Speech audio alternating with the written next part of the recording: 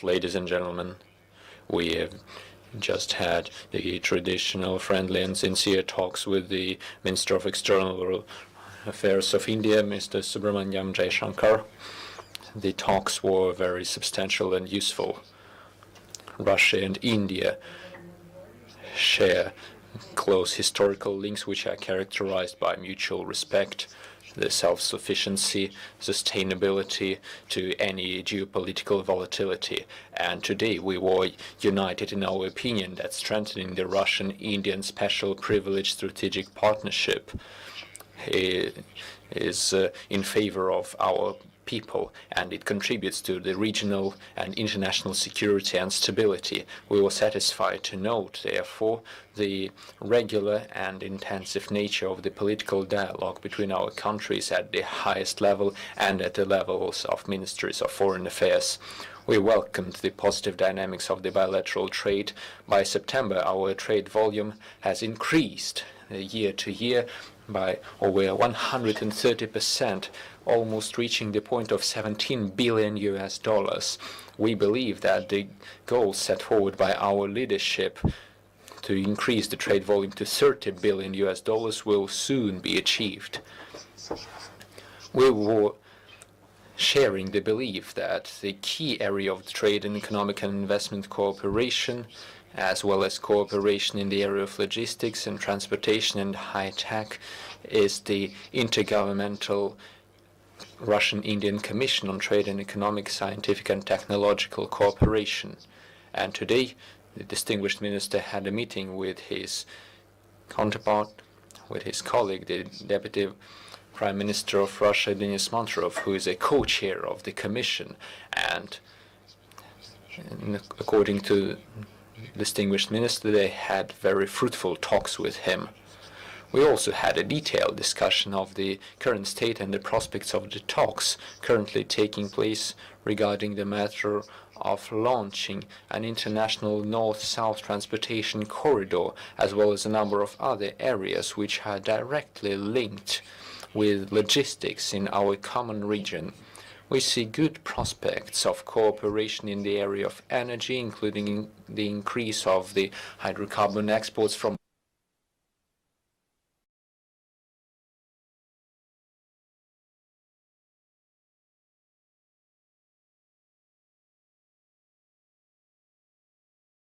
БРИКС, Шанхайскую организацию сотрудничества, группу 20, большое внимание уделили положению дел в Афганистане и в целом в регионе Ближнего Востока и Севера Африки. Со своей стороны мы подтвердили высокую оценку позиции индийских друзей по ситуации на Украине вокруг нее. Я проинформировал господина министра о ходе специальной военной операции, направленной на достижение тех задач, которые были поставлены президентом России.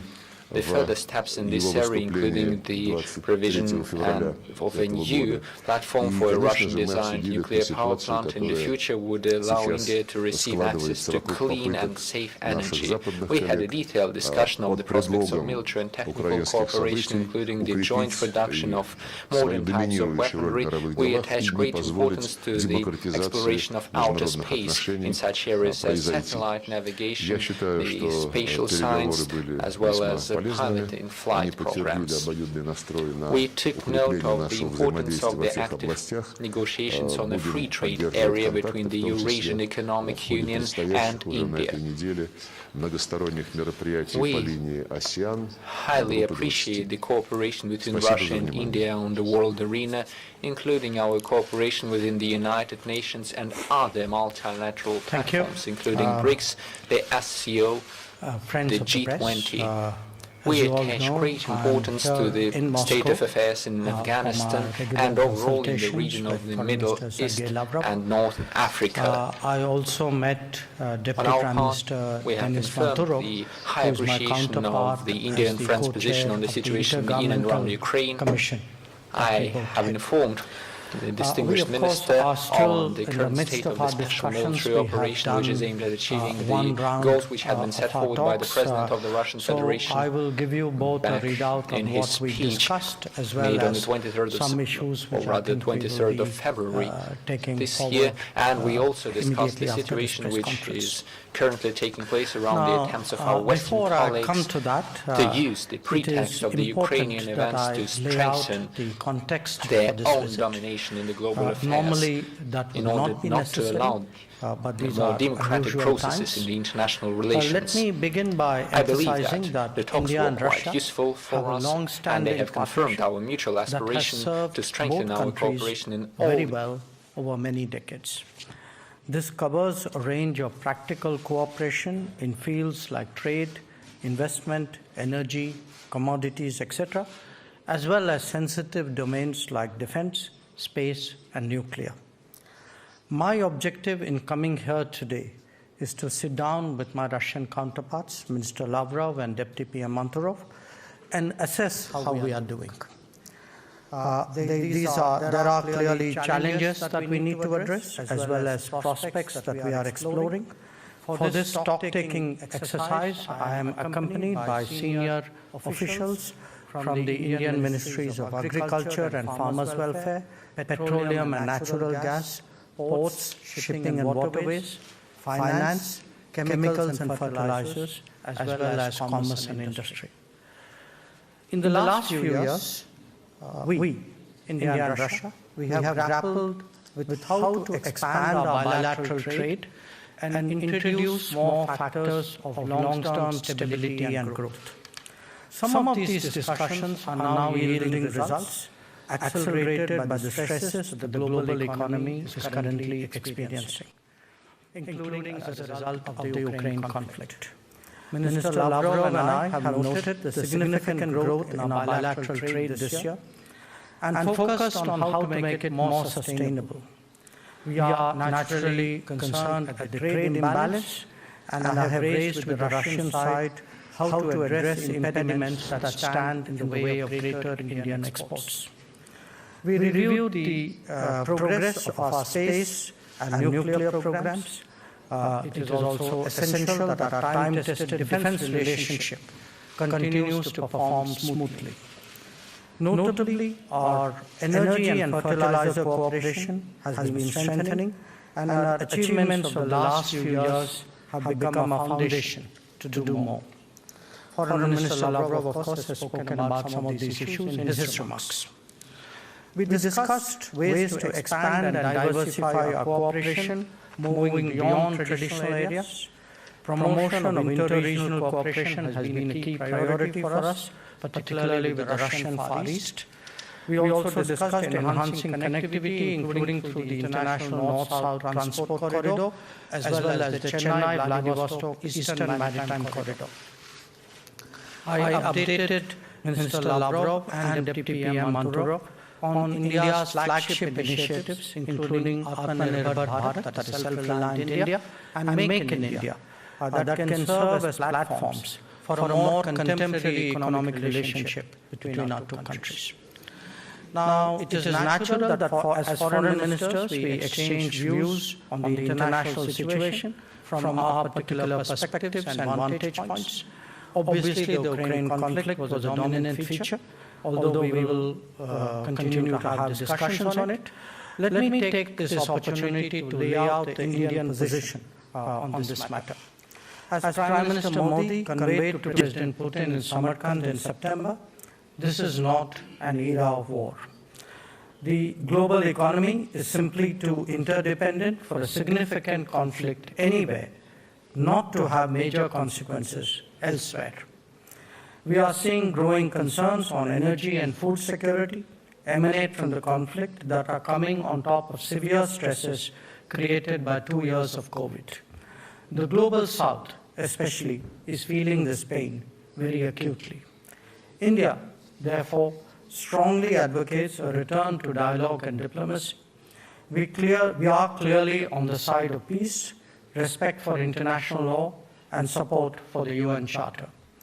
Insofar as specific initiatives pertaining to issues like food grains and fertilizer shipments are concerned, or any other problem for that matter, India will be as helpful as we can be. Indeed, I would say that for any initiative that de-risks the global economy and stabilizes the global order at this stage, India will be supportive. From our side, I also shared with Mr. Lavrov the Indian reading of recent trends in the subcontinent. You're all aware that countries have experienced serious economic difficulties. There are other factors of instability as well. Terrorism, including its cross-border manifestation, remains a major concern. Where the Indo-Pacific is concerned, both our nations have stakes in its progress and prosperity. We, as partners, highly value the centrality of ASEAN to the larger regional architecture. From the viewpoint of our respective interests, we exchange views about how the goals of the international community are best served, including in securing the global commons. Our talks also addressed a number of regional issues. On Afghanistan, we discussed how to continue our support for the people of Afghanistan, even as we urge Taliban to fulfill its international commitments.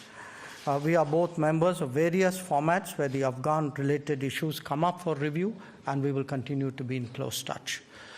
I hope to discuss, of course, in the coming session, the prospects of the Iranian JCPOA, because India believes that the way forward must be found in the interests of global peace, security, and non-proliferation. I also expect a wider exchange of assessments on the current situation in the Middle East, what we call West Asia, including matters pertaining to Syria and Palestine. India today has a wide range of interests and a growing footprint. Some of this is expressed in terms of our UN responsibilities, like the chair of the Libya Committee, some in our traditionally close partnerships with Africa, and now increasingly our deeper economic involvement with many regions. The world is moving towards greater multipolarity through steady and continuous rebalancing, and that especially means a multipolar Asia. As prominent nations who have a positive history of working together, this will naturally influence the conversations between Russia and India. Our two countries are members of the G20, the BRICS, and the Shanghai Cooperation Organization, amongst others. How we work together in these formats is also on our agenda. You all know that India has assumed the chair of the SCO and will take over the presidency of the G20 in December. We strongly believe that the pressing concerns of the international community as a whole must be fully recognized and effectively addressed. The state of multilateralism, especially the working of the UN and its key organs, is today clearly wanting. Even as we focus on the immediate, the case for reformed multilateralism, including a reformed UN Security Council, is becoming difficult to deny. We welcome Russian support for India in that regard. In conclusion, let me say that we have had a morning of very open and productive exchanges. As I noted, we are still somewhat halfway through our discussions, but Minister Lavrov, allow me to thank you for your hospitality, for your welcome, and I'm confident that our talks will contribute to the further development of India-Russia cooperation. Уважаемые коллеги, наступает время для ваших вопросов. Индийский телеканал ТВ-9. Прошу вас. Здравствуйте, ministers. My question to Dr. Jaishankar. Minister, since you are accompanied by a large delegation of representatives from various ministries and departments, so do we take it as a signal that India's intent to continue or enhance cooperation with Russia in all spheres, despite all kinds of challenges and so-called threats? You know, I'm accompanied by a large and senior delegation because we have a very substantial and time-tested relationship with Russia. As I explained in my remarks, in the last few years, under the guidance of our leaders, we have been trying to find ways of expanding this relationship, making it more durable, more sustainable, more balanced. So today, when I look back at the discussions both with Minister Lavrov and Deputy PM Manturov, we discussed areas where, there's a natural convergence of interests between India and Russia. And we do so, when we do so, we not only serve our national interests, we actually today, as major G20 economies, we are actually helping to stabilize the world economy as well. And at this time of great global volatility and uncertainty, I think this is a very good thing that we are doing. So I'm very glad that today's discussions helped us to move forward on many issues, and I felt that the Russian side had a similar sentiment. Информационное агентство ТАСС, пожалуйста. Добрый день, Лейла Тураянова, ТАСС. Мой вопрос обоим министрам. Ситуация в Афганистане продолжает вызывать тревогу как у Индии, так и у России. И основываясь на ваших сегодняшних дискуссиях, каким вы видите дальнейшее сотрудничество между Москвой и Нью-Дели по афганскому вопросу? И дополнение для вас, Сергей Викторович. В середине ноября планируется очередное заседание московского формата консультаций по Афганистану. И стало известно, что новые афганские власти не приглашены на эту встречу. Хотя, например, в прошлом году во встрече московского формата талибы принимали участие. Как бы вы могли это прокомментировать и пояснить, с чем связано такое решение? Спасибо.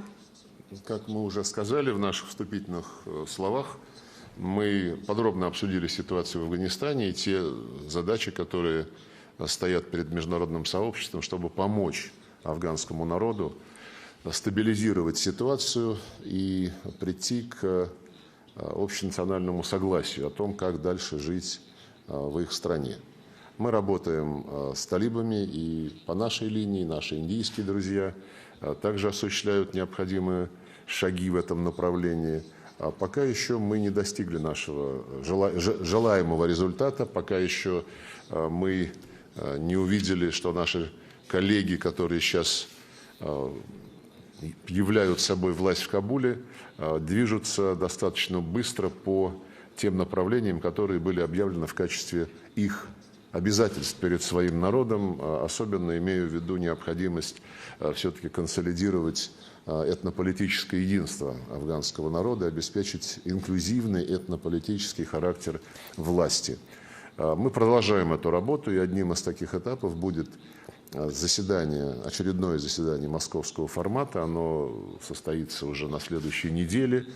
Индийские друзья будут на нем представлены, как и все остальные участники предыдущих мероприятий такого рода.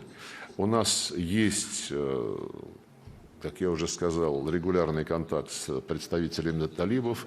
Они будут посвящены в то, чем будут заниматься участники встречи московского формата. И, конечно же, мы никаких секретов от представителей Афганистана не имеем. Мы подробно пробрифингуем и талибов, и другие политические силы, которые там существуют. Let me add to that with 4 points. One, it's important that the world not forget what is the situation in Afghanistan. Because today, I think it's not getting the attention that it deserves. There is a humanitarian situation, and at least where India is concerned, we have stepped forward by providing food, providing medicines, providing vaccines, and trying to find ways by which the Afghan people are supported in a very difficult phase of their history. Secondly, the international community, with good reason, has concerns about terrorism and terrorists who operate out of Afghanistan. There have been commitments which have been given in this regard. It's legitimate that the international community, especially the neighbors, today work together to ensure that that there is no terrorism threat that comes out of Afghanistan. Third, the commitments which have been made in respect of Afghanistan are covered by a UN resolution, a Security Council resolution 2593. It is important that those obligations are kept. And finally, we discuss Afghanistan in various formats, It is part of the tradition of our relationship, India and Russia, that in some of these formats we have cooperated. So we look forward to being present here during the Moscow format as well. Телеканал RT. Прошу вас. Hello, Donald Corder, Russia Today. This question is for Minister Jaishankar. India, of course, has been facing pressure from the West for its relations with Russia. So I'd like to ask basically a three-pronged question. The first is, what do you see as the intent of the West, specifically the United States, in pressuring India for these relations? What stance will India take in the future towards Russia as a result of this pressure? And what does New Delhi think about the Western calls to establish a price cap on Russian oil exports? I can say a lot about India-Russia relations. I think the fact that I'm here today with a delegation to review our cooperation, to see how we can take it forward, to create a long-term sustainable basis, I think says most of all. For us, Russia has been a steady and time-tested partner, and as I said, any objective evaluation of our relationship over many decades would confirm that it has actually served both our countries very, very well. So if it has served my country very, very well for many decades, I think you can see the obvious interest and commitment I would have in keeping that relationship strong and steady. As regards, the oil supply issue, first of all, there is a stress on the energy markets. Okay, this is a stress which has been created by a combination of factors, but as today the world's third largest consumer of oil and gas, a consumer where the levels of income are not very high, it is our fundamental obligation to ensure that the Indian consumer has the best possible access on the most advantageous terms to international markets. And in that respect, quite honestly, we have seen that the India-Russia relationship has worked to advantage. So if it works to my advantage, I would like to keep that going. Thank you. И заключительный вопрос, телеканал «Россия-24». Пожалуйста. Да, здравствуйте. Вопрос Сергею Викторовичу. Можете ли вы рассказать, каковы, на ваш взгляд, приоритеты развития ШОС на данный момент? Это сфера безопасности или развитие экономического сотрудничества? И, если позволите, я дополню еще один вопрос на другую тему. Можете ли вы рассказать о том, как продвигается работа по расширению БРИКС? Есть ли какие-то сроки или, возможно, даты по вступлению новых стран, в частности, Алжира, Ирана, Аргентины? И какие отрасли или направления сможет усилить вступление этих стран? И, если позволите, может быть, вы сможете озвучить еще перечень государств, которые в обозримом будущем могут также претендовать на пополнение ряда участников. Спасибо. Что касается Шанхайской организации сотрудничества, она является многоплановым форумом, занимается и вопросами безопасности, для решения которых она изначально создавалась, чтобы был порядок на границах между центральноазиатскими странами, Китайской Народной Республикой, Российской Федерацией.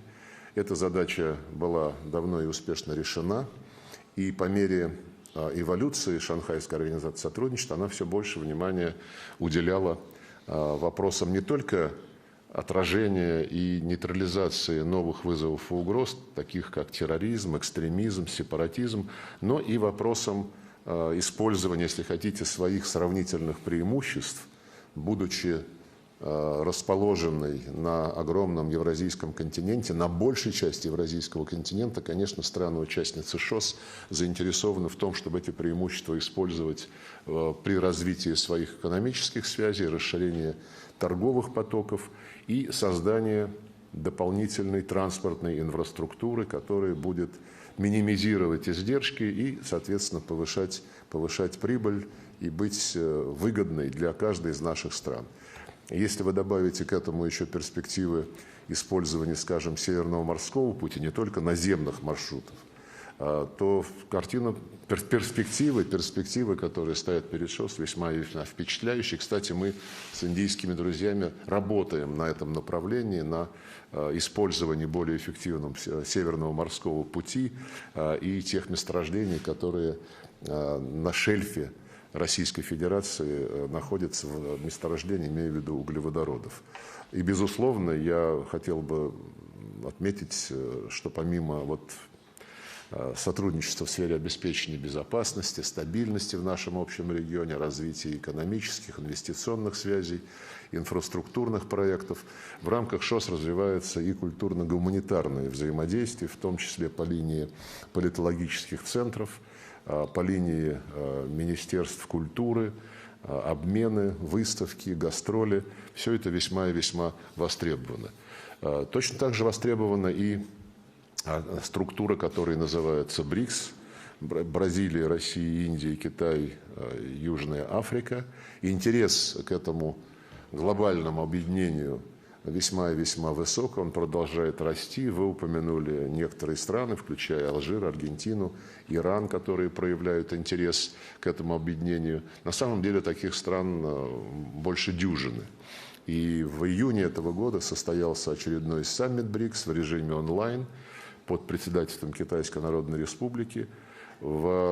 Помимо самого саммита, когда лидеры пятерки обсудили внутренние дела этого объединения и наметили планы на будущее в виде декларации, вслед за этим саммитом состоялся саммит в формате БРИКС+, в котором, если я сейчас не ошибаюсь, помимо БРИКСовской пятерки участвовали лидеры 13 государств.